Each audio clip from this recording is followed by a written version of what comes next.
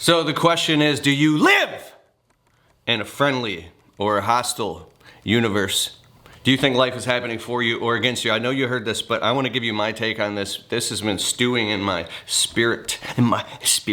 What's up? It's Keith Kalfas, and so I'm desperately, madly, hopelessly, romantically in love with my wife over 10 years. Now hear me out, don't you dare click off this video, because what happens in your personal life at home is exactly what happens in your business. And I really believe that commitment is the foundation of what I've seen my life go from, sleeping on couches and being broke to having a stable life. I had this nightmare recurring way back in 2016. And I told my friend Joshua Latimer one time, the nightmare was that I was climbing frantically up a mountain, but it was made of like marbles. And the more harder I was climbing, exhausted, the marbles just kept slipping underneath me. I was going nowhere. And I'm like, what does this mean? He's like, oh, it just means that you have no foundation, Kalfas. You have no foundation. If you don't have a foundation, then you can't go up. You can't scale up in anything. You keep running around in the same pesky stuff your whole life. And the clock's ticking.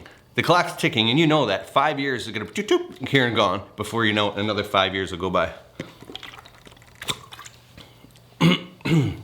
So I believe that what happens at home, if you're resisting commitment, then it's gonna happen in all things. My wife, she's a clean freak, and she's always doing the dishes and scrubbing this and spraying that and folding all the laundry, and I get so used to this, I actually love it. When we first started dating, she would literally come to the condo that I was renting out. I had roommates. She would come into my room and she'd be like, oh, hell no. She would clean my whole room before she would sit down and watch a movie with me. I was like, I had never considered getting married. I was like, never gonna get married. I was terrified of all that stuff. I just wanted to get stable in my life and figure out how to handle Keith. I could not stand the thought of any more responsibility. But it's funny, it's that things that are what they call constraints, responsibility, commitment, when you decide, which means you cut out all other options, that's the best thing that you can do in your life, because you are cutting out other options. And to me, other options would be just not getting married and staying single my life, or not committing to a landscaping business, or not signing the paperwork to, get a mortgage to get a home. Just like that, right? Jordan Peterson talked about Peter Pan syndrome.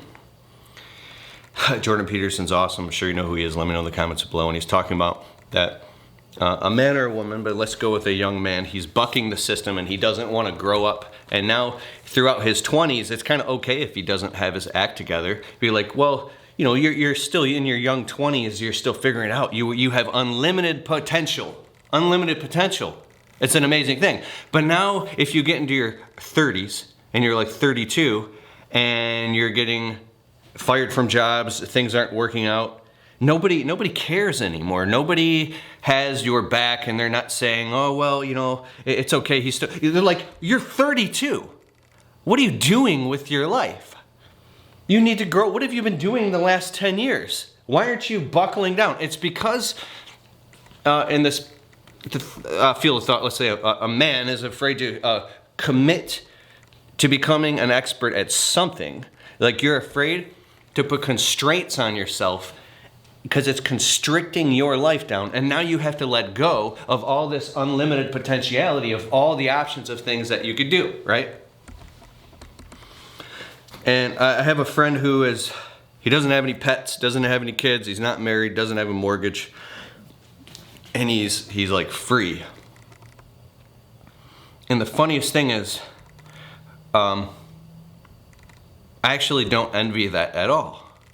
Because I know if I was in that position, if I didn't have a wife, I didn't have a house, I didn't have a business, and I was just free, I don't know what I would do. I might be lazy. I don't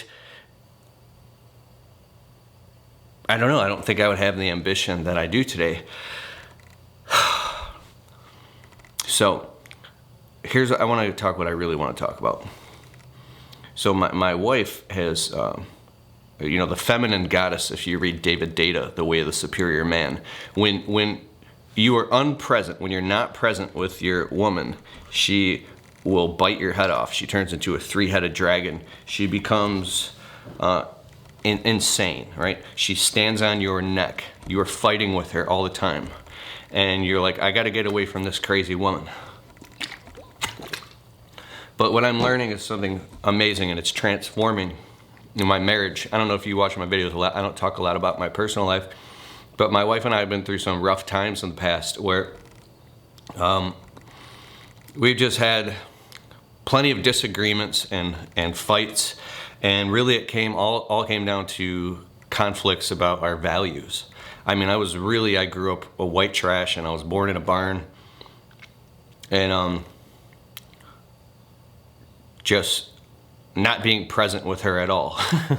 My wife, I won't get too deep, but I would just basically come in the door from work and have the excuse that, I have so much to do right now that I literally cannot sit down and look in your eyes and just talk about stupid stuff that I don't care about, because I have to keep fighting because the wolves are trying to tear down our house, and I got to go out and fight them, and I got to put, and at one time I started resenting her and I had a secret war with my wife where I was angry at her all the time because I felt like I was running around putting nails and boards and hammering nails and boards all over the windows of the house trying to protect us, and I felt like she was running around with a crowbar ripping them off.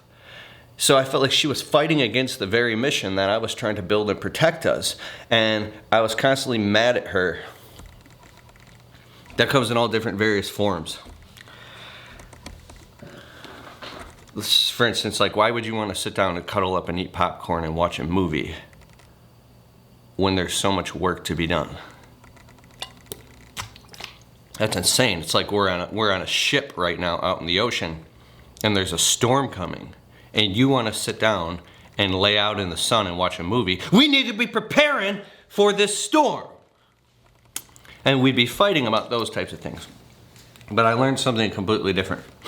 So that was me.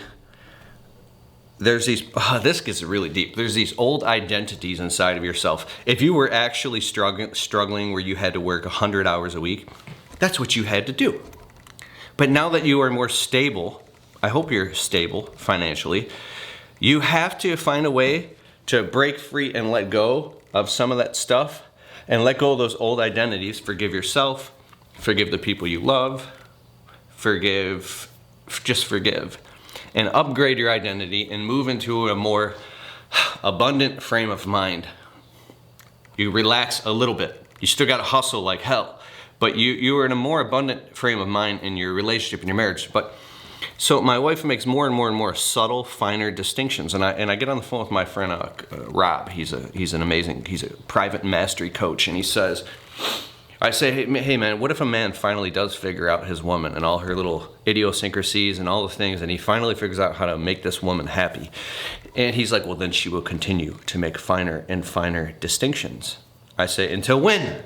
He goes, until infinity. I'm like, So what that means is, here's the new rule around the house with my wife. I normally, if I'm in a super hurry, you ever been in a hurry and you got to eat something real quick and you just throw the dishes in the sink and you got to go out the door and peel ass out of there and go because you got to get to this appointment in 6 minutes? My wife she doesn't care if that appointment is the biggest appointment in my whole career. If I leave a dish in the sink, the dish in the sink is more important than anything else in this moment. But to run in the door real quick and make a sandwich real quick and get out. Now I walked across the floor she just freshly mopped with my Adidas tennis shoes. So now I gotta run in the door. Excuse me, I'm inhaling my water. Run in the door, take off the Adidas shoes, put on my slippers, then go and clean up everything. I'm like, dude, I'm not even gonna eat. So I start ordering these pre-made meals by Freshly or whatever, and I'm eating this real quick. Now I'm conditioning myself to eat inside of the sink. She's such a clean freak. And then clean up everything behind me. And now she's upset because I got a fingerprint on the refrigerator handle.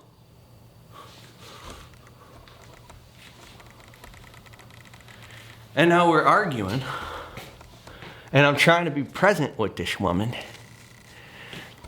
I say, hey, I'm making like 50 grand this month. Yeah, but you're never going to be successful because you were born in a barn and you don't respect anything.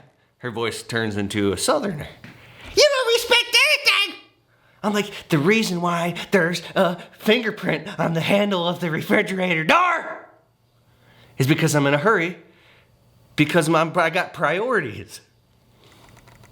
Because if I cared, that's the argument, if I cared about the fingerprint on the refrigerator door, then I wouldn't have be doing 50 grand in revenue this month. By the way, it's like my first month that I should hit 50 grand in revenue, and it's not even a big deal actually when you get there. I don't know where you're at, but after all the expenses and all the overhead and all that stuff, I get to keep like, oh, that much.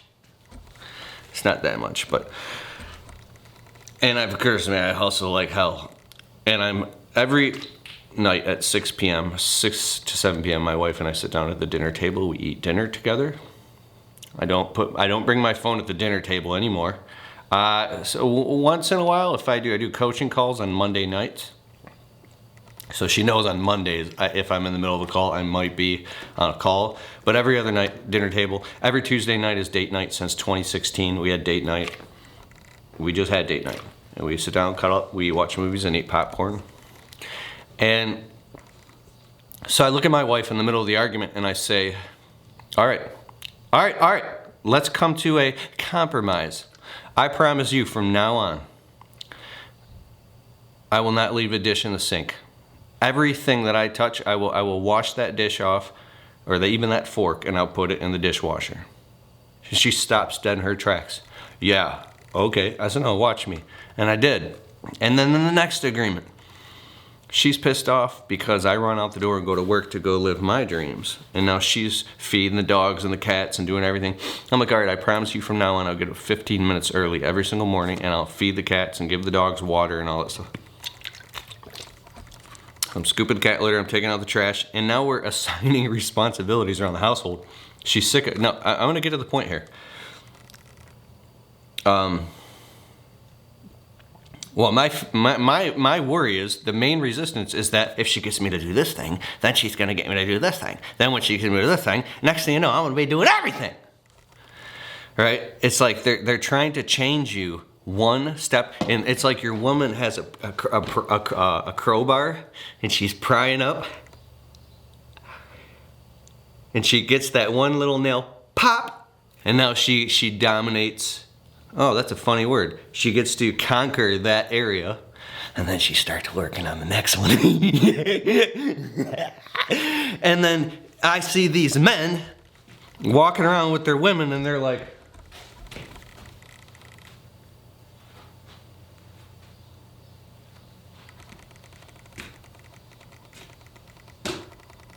and their woman's like, all hyper vigilant. I'm not gonna be that dude. I ain't gonna be that dude, and you ain't gonna. I ain't gonna be that dude. It ain't gonna happen. So this constant tussle, this constant fight with this woman makes her the most exciting, sexy woman I have ever embarked upon. She literally, there is never a boring moment with this woman because I see it as happening for me. So in the moments, right in the middle of the most painful part of an argument, we only argue about once a month. See that? In the most painful part of the argument, I used to stick my head in the sand and get really pissed off. And I'd go write it down on my scroll and I'd underline it. This is the reason why I can't trust this woman. But now I'm changing up my tune and I'm like, this is the reason why God loves me. This is why God loves me. This is why God loves me. This is why. Because she's prying out the things and she's shining light on those areas that your ego is hiding and you don't want to open up and let light and love shine in. so you can, because she wouldn't be doing it for no reason. And the hardest thing is to sift through all the emotional storm that a woman can throw at you, and sift through and find the truth of why she's saying what she's saying, why she has a real reason for feeling what she feels, even if the volume is turned up to like level 20. I say, because too many times have I actually, a day or two goes by and I'm like, dude, I see why she feels what she feels. So in the midst of the storm, when your woman is upset with you, just like in your business, because if you can't come home to a stable home, how are you going to have a stable business? Your relationship to the feminine is your relationship to your business. You come home, and sometimes just because she's upset doesn't mean you have to like smear it all over yourself. You can hold the garbage can and let her. She loves you the most, so she can express all this, and you just let her fill up the trash can. It's getting heavy. You just stand there. Oh, are you done yet? Oh, there's a little more? Okay. But stay present the whole time. I hear you. Yeah, you sound really upset right now. I can see why you would feel that way. It must be rough. So what are you gonna do about it? You don't wanna say that. Look up the video, Nail in the Head video. I'll put a link below this video, it's funny. But, you know, my wife has these gut intuition feelings about all these things.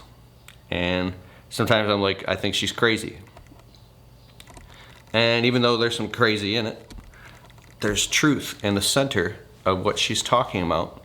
And she's either educating me or enlightening me, teaching me.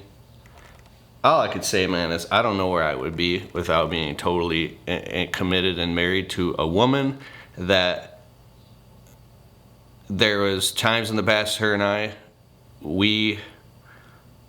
don't think we ever fell out of love. So we do have that. I'm very fortunate for that. But that's what I wanted to say. That's the crux of this whole video, and I waited way too long to get to the point. Is that in your business, when it gets tough, you don't give up. That's the dumbest thing ever. You'd go out of business. In your relationships, I think all relationships, not just marriage, you keep finding the truth and sorting, and these people are everybody in your life. They're your soulmates, and they've come to teach you a lesson. And they're spiritually evolving you. And just like my wife, every single time we didn't give up. And we always ended up date night across the table at a Chinese restaurant eating some food. And the next thing you know, we're holding hands. It strengthens you. You look at it as you don't ever give up. One time when my brother-in-law was marrying my sister, I got two sisters. I was about to get married. He had already married my sister, and I was like, dude, I need some advice. Like, aren't you scared to like be committed and handcuffed to one woman for the rest of your life? And it's not just one woman, like, oh, I want to have multiple women. I'm not even talking about that. What I'm talking about is just being married and committed, like this is something you can't change. He's like, you can never get out. Because the masculine fear is being trapped. And the only traps the masculine get in are the traps he creates for himself. Right? He says, well, I don't know if I want that option to be able ever to get out. I was like, boom, that's it. So in my mind, there is no option that I could ever be out or get out. And as soon as you know that you're in this thing for life, that's the greatest feeling of all. Because now you gotta face that thing like a buffalo runs into a storm. Other animals will run away from a storm, but for some reason a buffalo, when it sees storm clouds coming, it runs into the storm. The better that you get at facing it head on, facing her head on, and getting, the emotional bank account full and filled with love and trust and understanding. Now I can't go into other areas of relation. I'm not a relationship counselor because very fortunately, my wife and I in our marriage, we've never had any problems as far as like what is the word? I don't even know the word. Is it infidelity? We've never had that issue, but I can imagine how tough it could be in some relationships. How that could literally, I don't even want to know, because that's why, and because I've just seen what that's done to other people, but I'll just come out and say it. I feel in my spirit to say it, my friend, and I'm talking to you, men here, even women. How about this?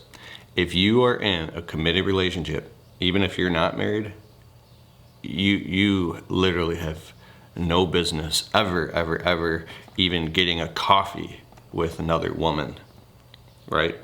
I mean, maybe if it's like, I don't know, some monster business deal, or maybe a woman is like your insurance agent and you got to meet her in a public place to sign some documents real quick, I guess. But you get what I'm saying. I think that anything that is temptation, or like the wolf in sheep's clothing, anything comes along that looks like it's pursuing you, another man or another woman, I think that should be an instant red flag, that's a wolf in sheep's clothing, a wolf trying to get into the hen house and destroy your home and your household and all the love and everything that you've built.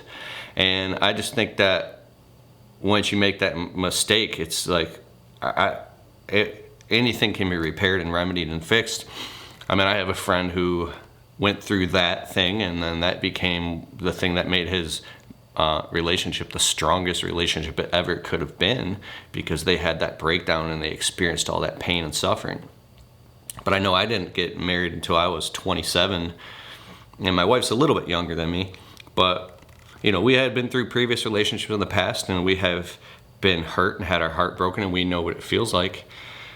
And it's like, but I don't know, when I was a younger guy, I used to love attention from women. Like, everywhere I went, I just wanted attention, and it was to a fault. And my wife hated that about me, as far as when I was younger. When we first were dating, I literally could not just keep my eyes to myself. If I was just walking, I'd be like, even if it was just a glance, I'd be like, you know what I'm saying? And so now she's watching my eyes all the time, and now we're fighting all the time, and I'm all stressed out, saying, I can't help it. I can't help it. But then it was like, hey, wait a second. That's incredibly disrespectful to my wife at the time, my girlfriend and my fiance. She's like, if you're gonna do it, just don't do it in front of me. But then I was like, basically just if I look at someone else. You know what I'm saying? And schools of thought is, one is, I watched this Elliot Hulse video last week. It's awesome, dude. He's talking about, like, don't look at other women. And he's saying he walks and there's some woman, she's got her boobs pushed up and her hair and makeup and nails, and she's trying to get attention. And you're walking, and even if you're walking with your family, you're a woman. Don't even look. She's right here, you look the other way. You don't even look. If you get the urge to look, just pray. Because that is a wolf trying to put poison into your household, into your marriage. It's the enemy comes to kill, steal, and destroy. So if I see a woman that looks like that, her hair and makeup and nails, and she's all trying to get attention, and she even wants to put that energy on me, I'm thinking, if you just peel all that away real quick, I literally see like a ghoulish zombie.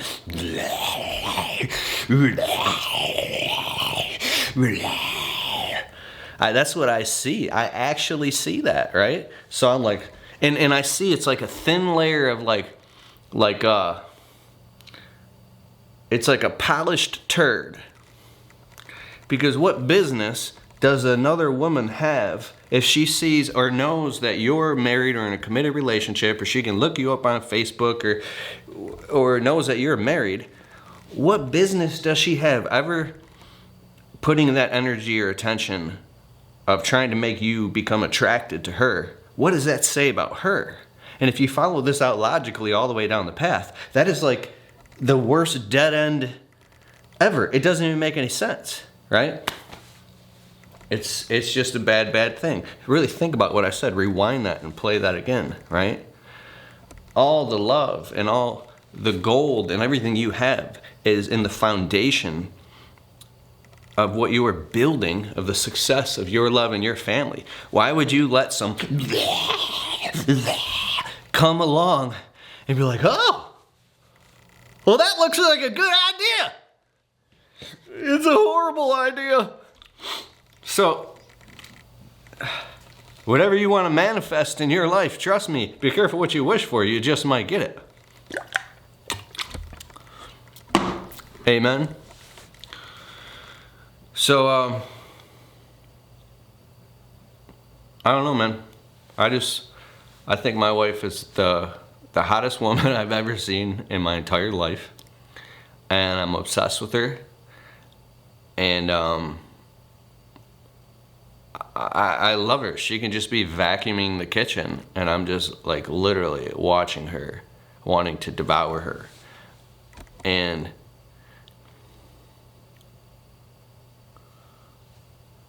I think that let go of the past, live into the future, and see love, and see that you are worthy. You're worthy of success. You're worthy of strong foundation and scaling and building and growing a beautiful life. And it's yours. It's right in front of you.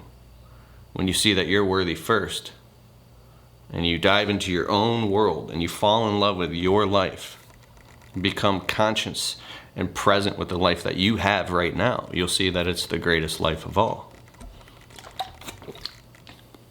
It's a beautiful thing. Keith Kalfas, out.